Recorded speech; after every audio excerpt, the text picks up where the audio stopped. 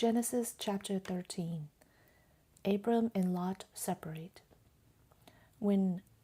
So Abram went up from Egypt to the Negev, he and his wife and all that belonged to him, and Lot with him.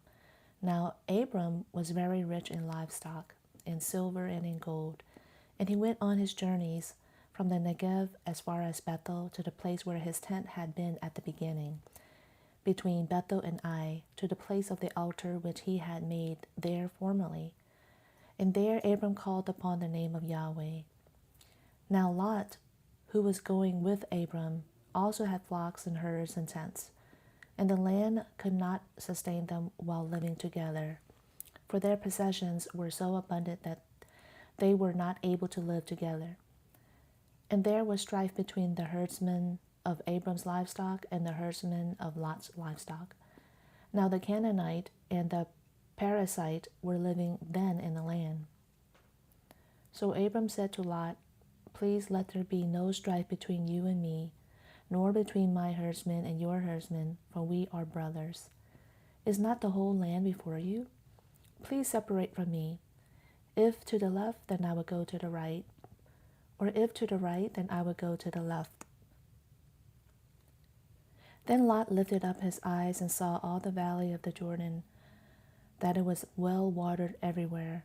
This was before Yahweh destroyed Sodom and Gomorrah, like the garden of Yahweh, like the land of Egypt as you go to Zoar. So Lot chose for himself all the valley of the Jordan, and Lot journeyed eastward. Thus they separated from each other. Abram lived in the land of Canaan, while Lot lived in the cities of the valley and moved his tents as far as Sodom.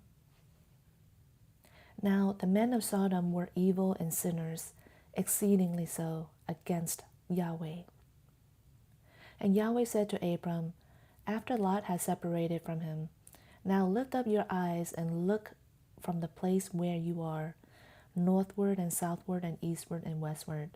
For all the land which you see, I will give it to you and your seed forever.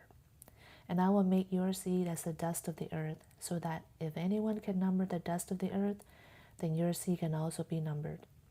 Arise, walk about the land through its length and breadth, for I will give it to you."